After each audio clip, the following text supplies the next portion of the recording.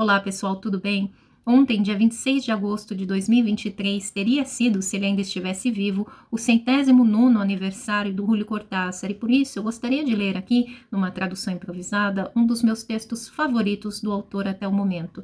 Ele é um dos últimos capítulos do primeiro de 2 volumes deste livro aqui, A Volta ao Dia em 80 Mundos. Nós temos tradução em português, e no original o texto se chama Hay que ser realmente idiota para, ou seja, algo como é preciso ser idiota mesmo para. A meu ver, ele é um texto-chave para nós compreendermos muito, se não tudo mesmo, da obra do Cortázar, e também, imagino eu, muito ou tudo, né, do que ele teria sido como ser humano. Enfim, o texto diz mais ou menos o seguinte: faz anos que me dou conta e não me importa, mas nunca me ocorreu escrever sobre isso porque a idiotice me parece um tema muito desagradável, principalmente se é o idiota que fala sobre ele. Pode ser que a palavra idiota seja demasiadamente forte, mas prefiro colocá-la de cara e quentinha sobre o prato, ainda que os amigos pensem que exagero, ao invés de empregar qualquer outra como tonto, bobo ou retardado. Uma palavra complicada aqui, né? Mas enfim. E que depois os mesmos amigos pensem que eu não cheguei próximo da verdade. Na realidade, não acontece nada de grave, mas ser idiota coloca alguém completamente à parte. E ainda que haja suas coisas boas, é claro que, de tempos em tempos, há como que uma nostalgia, um desejo de cruzar para a calçada da frente, onde amigos e parentes estão reunidos numa mesma inteligência e compreensão, e se esfregar um pouco contra eles para sentir que não há diferença visível e que tudo vai muito bem. O triste é que tudo vai muito mal quando alguém é idiota. Por exemplo, no teatro. Eu vou ao teatro com a minha mulher e algum amigo a um espetáculo de mímicos tchecos ou de bailarinos tailandeses, e é certeza que mal comece a função, eu vou achar que tudo está uma maravilha. Me divirto ou me comovo imensamente. Os diálogos, ou os gestos, ou as danças chegam até mim como visões sobrenaturais. Aplaudo até me machucar as mãos, e às vezes meus olhos lacrimejam, ou eu rio à beira das lágrimas, e em todo caso me alegro de estar vivo e de ter tido a sorte de vir essa noite ao teatro, ou ao cinema, ou a uma exposição de quadros, a qualquer lugar onde pessoas extraordinárias estão fazendo ou mostrando coisas que jamais haviam imaginado antes, inventando um lugar de revelação e de encontro, algo que nos lava dos momentos em que não acontece nada além do que acontece o tempo todo. E assim estou deslumbrado e tão contente que quando chega o intervalo me levanto entusiasmado e continuo aplaudindo os atores. E digo à minha mulher que os mímicos tchecos são uma maravilha e que a cena em que o pescador lança um anzol e nós vemos avançar um peixe fosforescente a meia altura é absolutamente inaudita. A minha mulher também se divertiu e aplaudiu, mas imediatamente me dou conta, esse instante tem algo de ferida, de buraco rouco e úmido, que a sua diversão e os seus aplausos não foram como os meus. E além disso, quase sempre há conosco algum amigo que também se divertiu e aplaudiu, mas nunca como eu. E também me dou conta de que está dizendo com suma sensatez e inteligência que o espetáculo é bonito e que os atores não são ruins, mas que, claro, não há grande originalidade nas ideias, sem contar que as cores das roupas são medíocres e a encenação bem mundana e coisas assim. Quando a minha mulher ou o meu amigo dizem isso, e o dizem amavelmente, sem nenhuma agressividade, eu compreendo que sou idiota. Mas o ruim é que a gente se esquece cada vez que algo acontece que nos maravilha. De modo que a recaída repentina na idiotice nos chega como a rolha que passou anos no sótão acompanhando o vinho da garrafa e de repente, plop, de um puxão já não é mais do que cortiça. Eu gostaria de defender os mímicos tchecos ou os bailarinos tailandeses, porque eles me pareceram admiráveis e fui tão feliz com eles que as palavras inteligentes e sensatas dos meus amigos ou da minha mulher me doem como por baixo das unhas. Isso porque eu entendo perfeitamente quanta razão eles têm e como o espetáculo não deve ser tão bom como me parecia. Mas, na verdade, a mim não parecia que fosse bom, nem ruim, nem nada. Simplesmente estava transportado pelo que me ocorria como idiota que sou. e me bastava para sair e andar por aí onde eu gosto de andar cada vez que eu posso, e posso tão pouco. E jamais me ocorreria discutir com a minha mulher ou com os meus amigos, porque eu sei que eles têm razão, e que, na verdade, fizeram muito bem em não se deixar vencer pelo entusiasmo, dado que os prazeres da inteligência e da sensibilidade devem nascer de um juízo ponderado e, sobretudo, de uma atitude comparativa, basear-se, como disse Epiteto, no que já se conhece, para julgar o que se acaba de conhecer, pois isso e não outra coisa é a cultura e a sofrosine.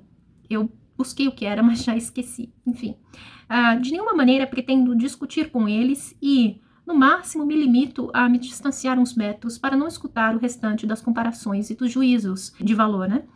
Enquanto eu trato de reter ainda as últimas imagens do peixe fosforescente que flutuava na metade do palco, ainda que agora a minha recordação se veja inevitavelmente modificada pelas críticas inteligentíssimas que acabo de escutar, e não me sobre mais remédio do que admitir a mediocridade do que eu vi, e que somente me entusiasmou porque eu aceito qualquer coisa que tenha cores e formas um pouco diferentes. Eu recaio na consciência de que eu sou idiota, de que qualquer coisa basta para me alegrar dessa vida quadriculada, e então a memória do que amei e gozei essa noite se enturva e se torna cúmplice, a obra de outros idiotas que estiveram pescando ou dançando mal, com roupas e coreografias medíocres, e é quase um consolo, mas um consolo sinistro, o fato de que sejamos tantos os idiotas que essa noite marcaram um encontro nessa sala para dançar e pescar e aplaudir.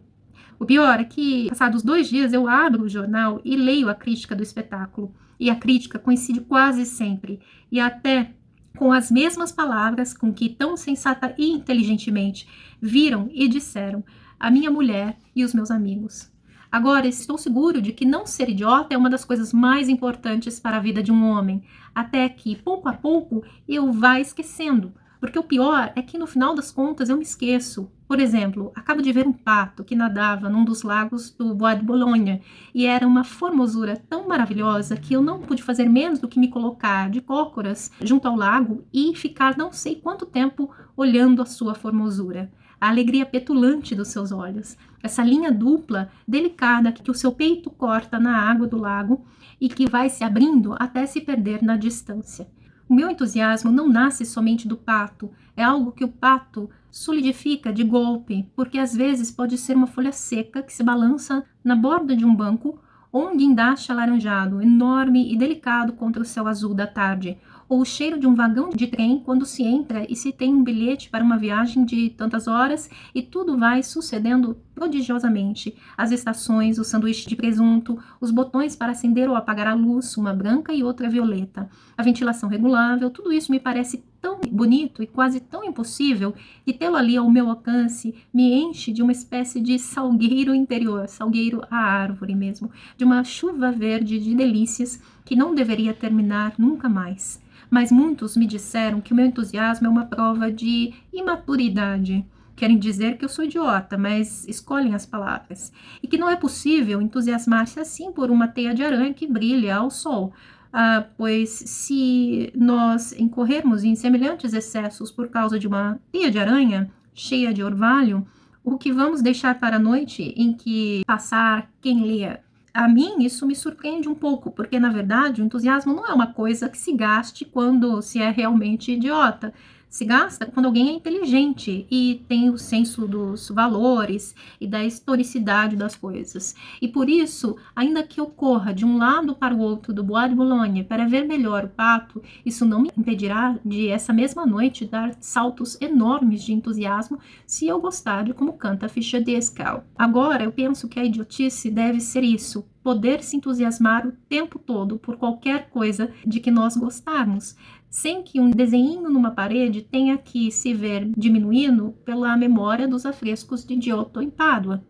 A idiotice deve ser uma espécie de presença e recomeço constante. Agora, eu gosto dessa pedrinha amarela. Agora, eu gosto do livro L'année dernière à Marienbad. Agora, eu gosto de você, ratinha.